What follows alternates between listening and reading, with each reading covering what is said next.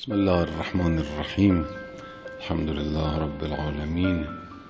قال رسول الله صلی الله علیه و آله: تقبلوا لی بست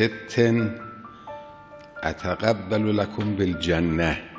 این 6 چیز رو شما قبول کنید، ما هم در مقابل بهشت رو برای شما قبول میکنیم، قول میدیم. یعنی اذا حدثتم فلا تکذبوا، دروغ، و اذا وعدتم فلا تخلفوا، و اذا اؤتمنتم فلا تخونوا. امانت مالی، امانت موقعیت و مقام و مسئولیت، امانت سخن و حرف و خبر،